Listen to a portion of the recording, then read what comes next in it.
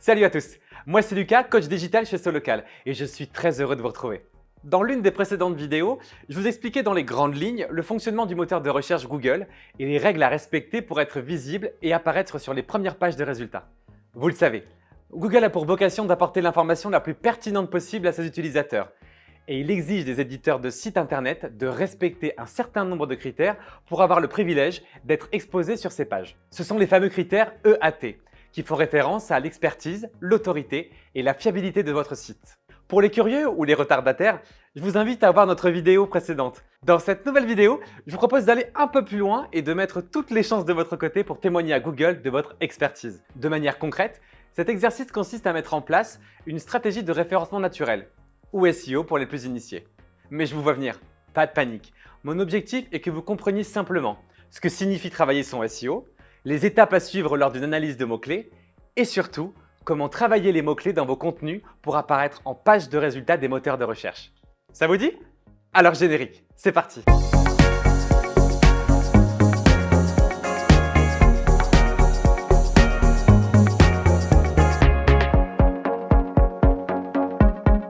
Je vais pas vous l'apprendre, mais tout le monde utilise Google. En même temps, quoi de plus banal de nos jours que de rechercher des infos sur Google? Une interrogation sur un sujet, un débat entre amis qui n'en finit pas, une petite recherche et bam, une multitude de résultats en une fraction de seconde. Trop pratique. Par contre, vous vous êtes jamais demandé comment Google classe ses résultats? En voilà une bonne question. À vrai dire, plusieurs facteurs entrent en jeu. Pour commencer, le résultat de votre requête dépend souvent de l'appareil utilisé, de votre localisation ou de vos préférences de recherche. Mais le SEO est très souvent l'autre facteur déterminant dans l'affichage des résultats. Et là, vous vous dites, mais c'est quoi Lucas le SEO? SEO pour Search Engine Optimization, ou en bon français, optimisation pour les moteurs de recherche. Je vous l'accorde, ça claque mieux en anglais. Concrètement, faire du SEO, ça consiste à optimiser ses mots-clés, sa sémantique et son site internet pour répondre aux critères de Google. Pour schématiser, Google repose sur le principe d'une gigantesque base de données, constamment alimentée et mise à jour par ses algorithmes, des sortes de robots informatiques. Ces robots, pour comprendre votre site, ont besoin d'une série d'indications. On parle alors d'indexation.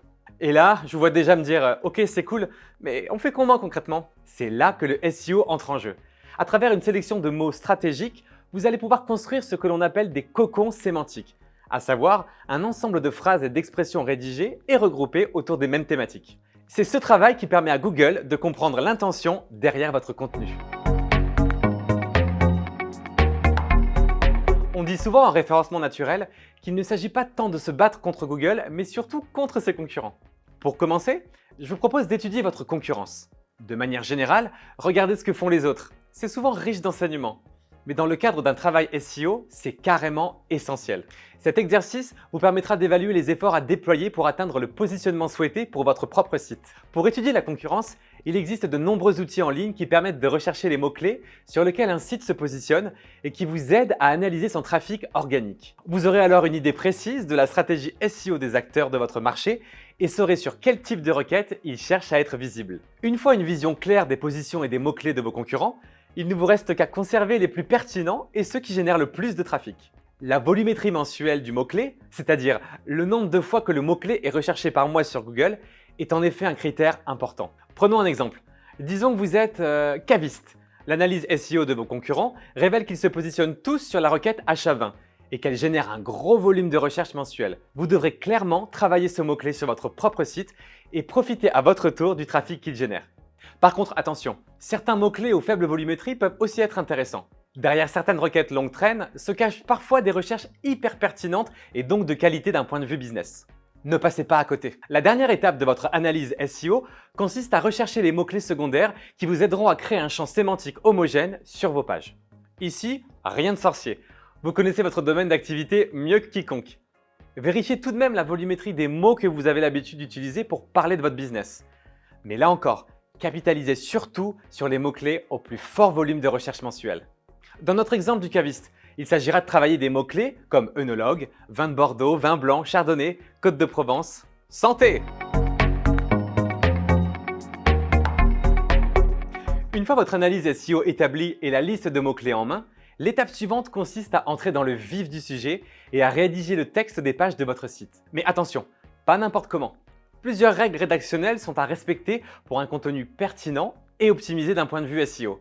Et oui, il ne s'agit pas d'écrire pour écrire et de remplir des pages avec du texte incohérent. L'objectif ici est de présenter votre activité et de valoriser votre business tout en apportant une réelle valeur ajoutée pour à la fois plaire à Google et aux internautes.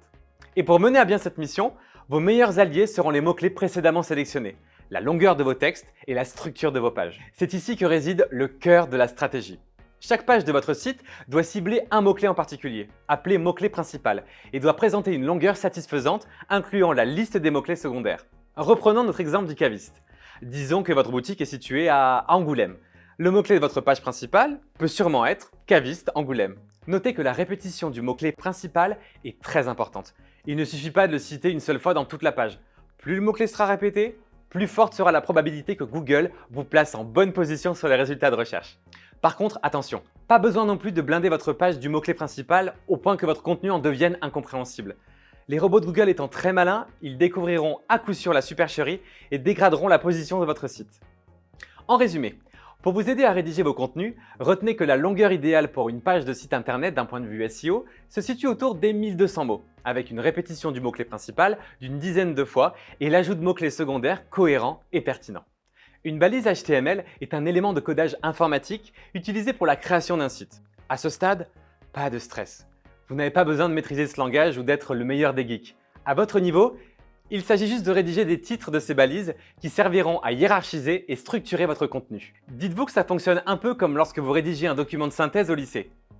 Titre 1, sous-titre 1, sous-titre 2, titre 2, sous-titre 1, sous-titre 2, et ainsi de suite. Trois grands types de balises sont importants d'un point de vue SEO. La balise title, les balises HN et la balise métadescription. Ça vous semble technique? Je vais être honnête, ça l'est. Mais comme M. Jourdain qui faisait de la prose sans le savoir, vous côtoyez ces notions tous les jours en vous rendant sur Google sans même vous en rendre compte. Je vous montre. La balise title fait office de titre pour chaque page de votre site. Vous la connaissez bien. C'est le premier élément visuel que vous retrouvez sur les moteurs de recherche. Et comme elle a comme mission de convaincre les internautes de cliquer, elle se doit d'être rédigée avec attention et de respecter ses contraintes SEO. Ne pas dépasser 60 caractères, espace compris. Et contenir le mot-clé principal visé par la page. La métadescription. Celle-ci aussi, vous la connaissez bien. C'est le terme technique pour désigner le très court résumé associé à chaque page qui apparaît sous la balise title sur les résultats de Google. Ce texte aide l'internaute à mieux comprendre l'intérêt de votre site. Comme sa mission est d'aider au clic, elle aussi se doit d'être rédigée avec précision et pertinence, tout en respectant ses propres contraintes SEO. Ne pas dépasser 150 caractères, espace compris. Inclure le mot-clé principal de la page. Intégrer une incitation à agir, à lire, bref, à cliquer. Dernière balise, et pas des moindres. Les balises HN permettent de structurer vos pages. Il s'agit des différents niveaux de titres qui aident l'internaute dans sa lecture et qui permettent aux robots de Google, encore eux, de comprendre comment se structure l'information sur votre page. Pour une meilleure performance SEO, on vous conseille de rester sur une profondeur de niveau 4, balise H4, et d'y inclure des occurrences du mot-clé principal et certains mots-clés secondaires. Voilà, j'espère que cette vidéo vous a permis de mieux comprendre les critères de Google en matière de référencement naturel. Vous avez désormais toutes les clés pour bien travailler votre SEO, le contenu de vos pages et performer sur les moteurs de recherche. Dernier point, n'oubliez pas de suivre le trafic de votre site et l'évolution de son positionnement au fil du temps. Le SEO est un travail constant qui nécessite une attention régulière. Par contre, si tout ça n'est franchement pas votre tasse de thé, sachez que des acteurs comme Solocal peuvent vous accompagner pour construire et développer votre stratégie SEO. Pensez-y. Allez, c'est l'heure de vous laisser, mais avant de partir, n'oubliez pas, petit pouce bleu pour soutenir la vidéo et abonnement à notre chaîne YouTube pour n'en louper aucune autre. À très vite.